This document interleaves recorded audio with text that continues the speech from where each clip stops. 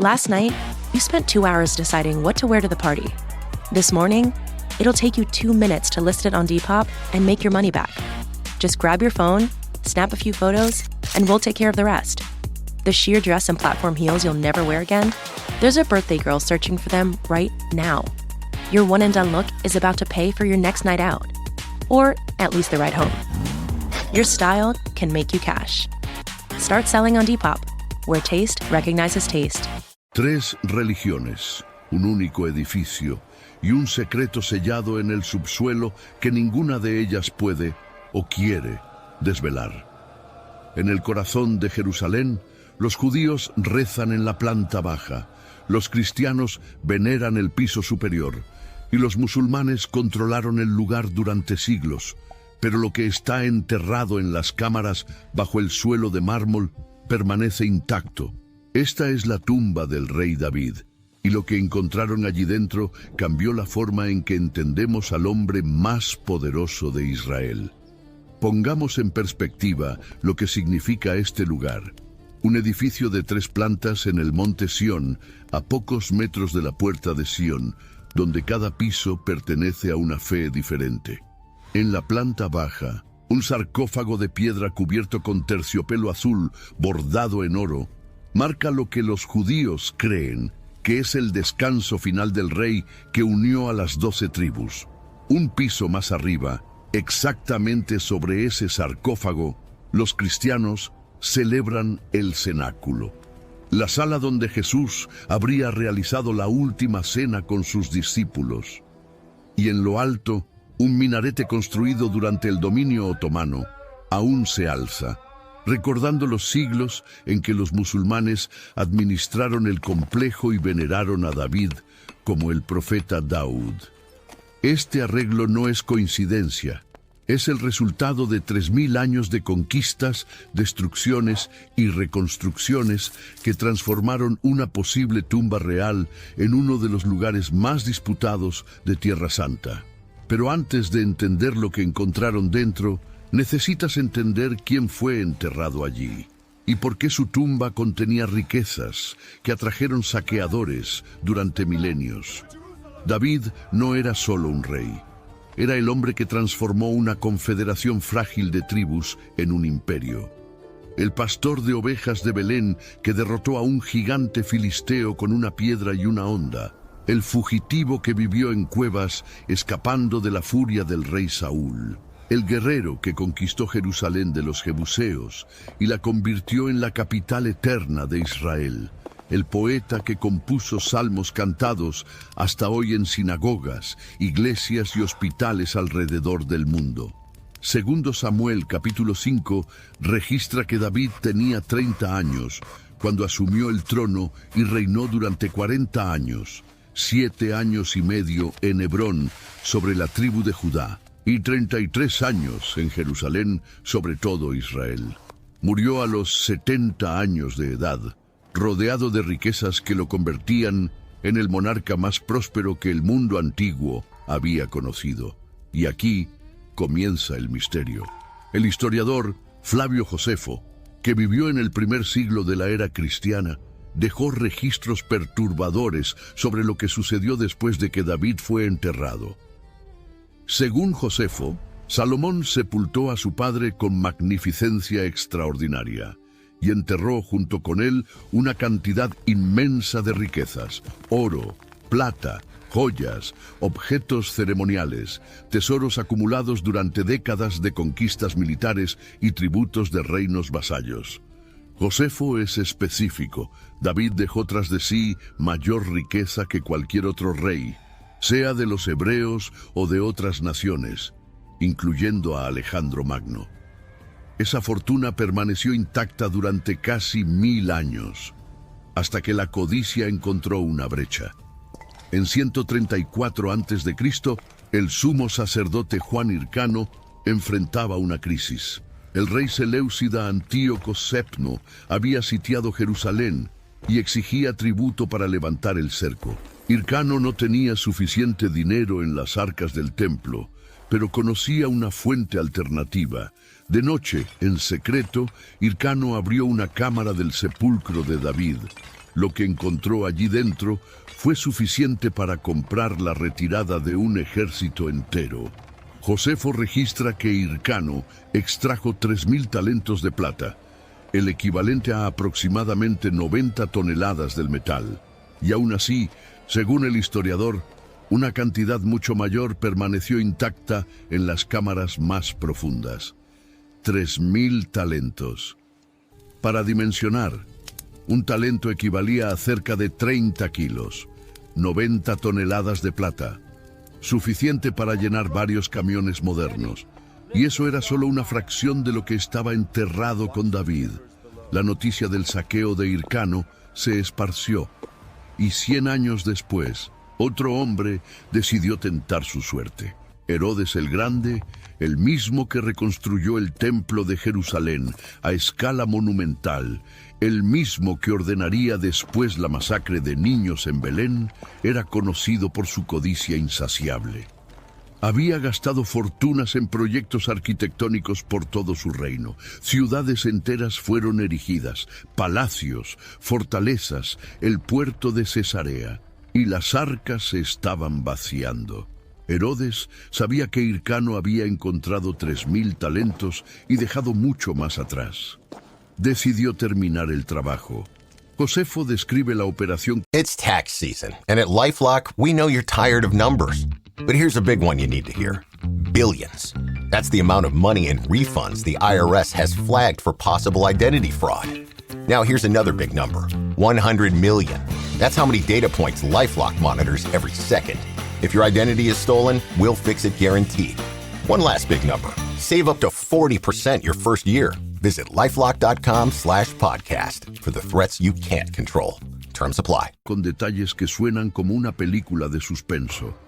Herodes organizó la invasión de noche en secreto absoluto. Llevó solo a sus guardias más confiables. No quería que la población de Jerusalén supiera que el rey estaba profanando la tumba del ancestro más reverenciado de Israel. En la primera incursión, Herodes no encontró dinero. Hircano ya se había llevado la plata, pero encontró mobiliario de oro y objetos preciosos que Hircano había dejado intactos. Se lo llevó todo, y entonces Herodes quiso más. Josefo registra las palabras exactas. Tenía un gran deseo de hacer una búsqueda más diligente e ir más profundo hasta los propios cuerpos de David y Salomón. Lo que sucedió a continuación persiguió a Herodes por el resto de su vida. 2 de sus guardias más confiables fueron enviados a las cámaras más profundas. Según Josefo, una llama irrumpió desde el interior de la tumba y mató a ambos instantáneamente. Fuego, sin explicación, sin origen visible.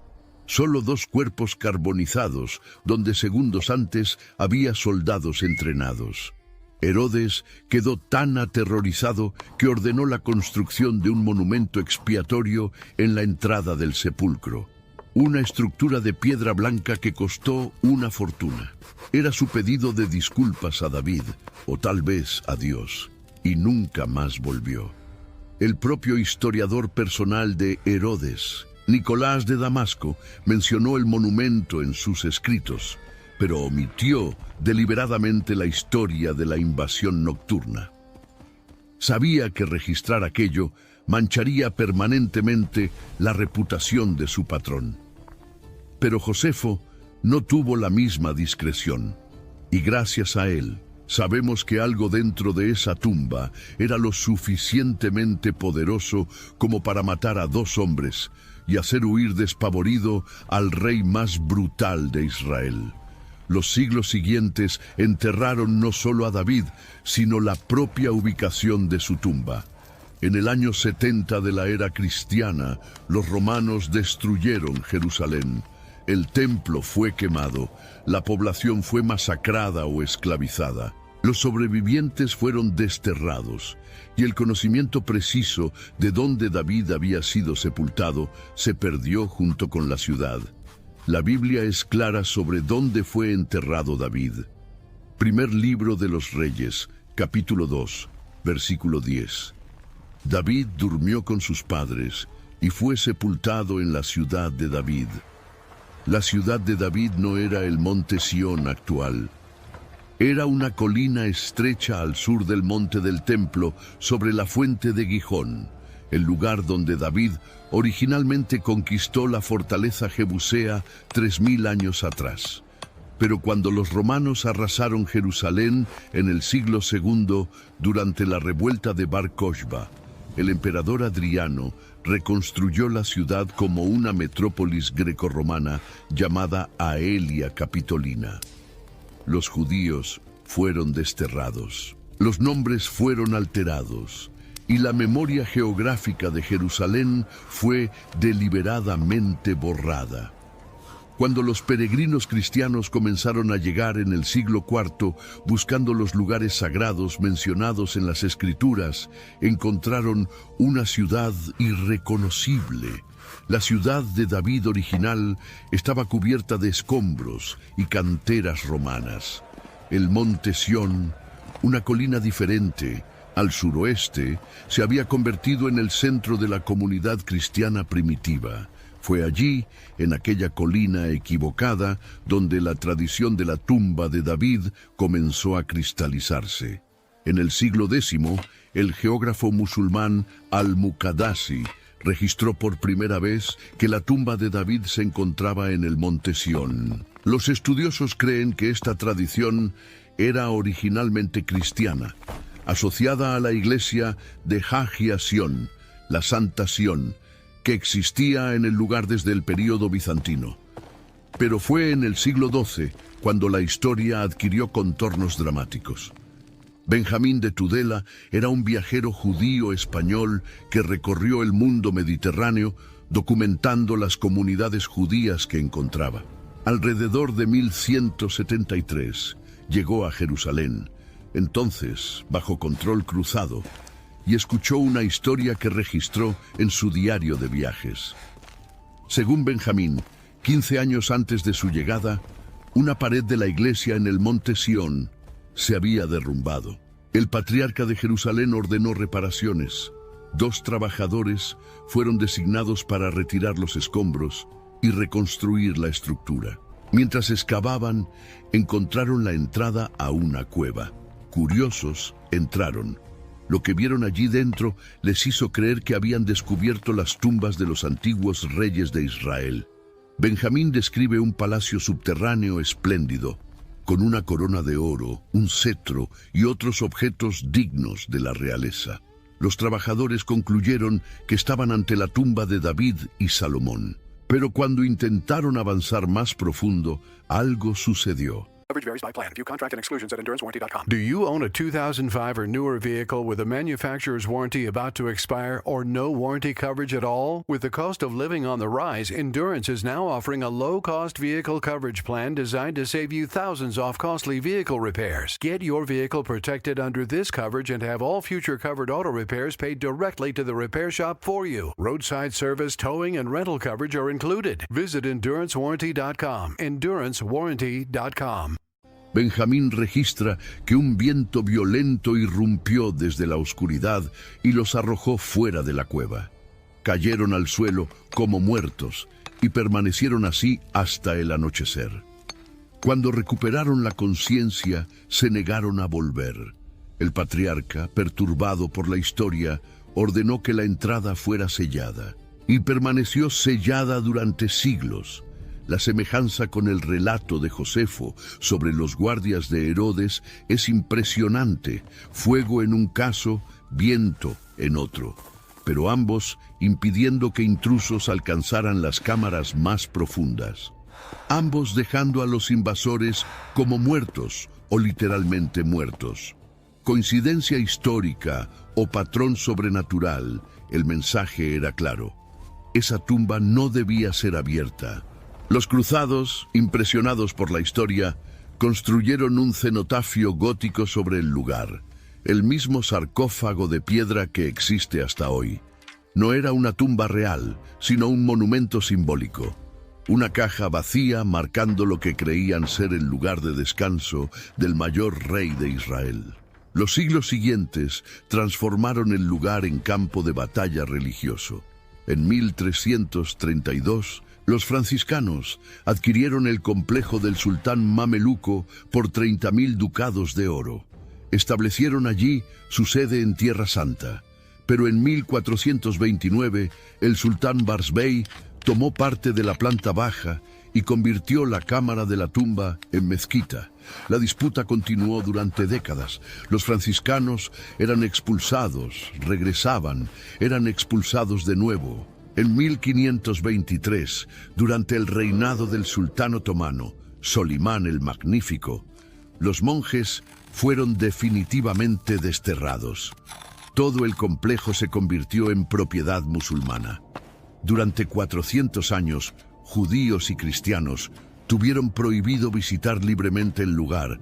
La tumba de David, o lo que creían que era su tumba, quedó bajo control islámico exclusivo. Todo cambió en 1948. Durante la Guerra de Independencia de Israel, una granada explotó dentro del complejo. Los daños requirieron reparaciones, y las reparaciones permitieron, por primera vez en siglos, una investigación arqueológica. En 1951, el arqueólogo israelí Jacob Pinkerfeld condujo una excavación limitada en el lugar. Lo que encontró planteó más preguntas que respuestas. Detrás del cenotafio cruzado, Pinkerfeld descubrió un nicho que formaba parte de la estructura original del edificio.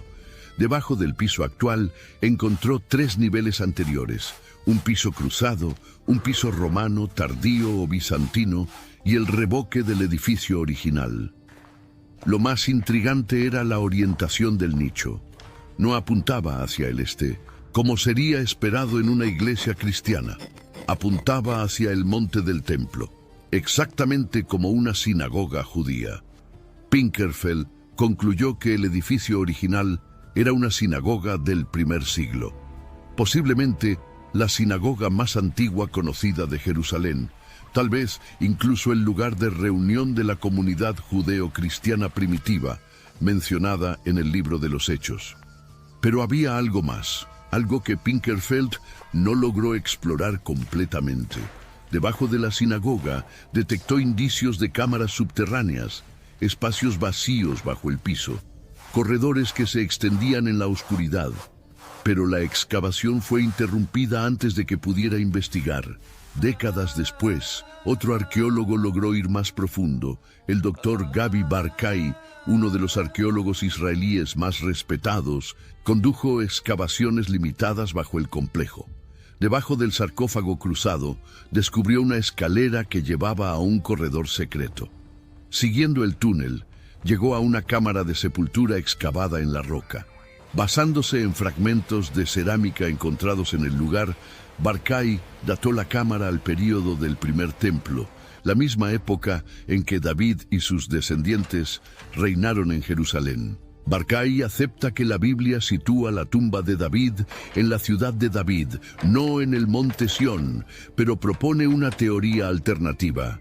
Si estas cámaras realmente datan del período monárquico, pueden estar asociadas a los reyes posteriores del linaje davídico, aquellos que reinaron después de que Jerusalén se expandió para incluir el monte Sión. El rey Manasés, por ejemplo, fue el primer rey en ser sepultado en el jardín de Uzá, un lugar diferente de las tumbas de David y Salomón. Es posible que este jardín de Uzá estuviera en el monte Sión y que las cámaras descubiertas por Barkay sean parte de ese segundo cementerio real, pero nadie puede confirmarlo, porque nadie puede excavar adecuadamente. El conflicto entre judíos y musulmanes sobre el monte del templo se extiende al monte Sión.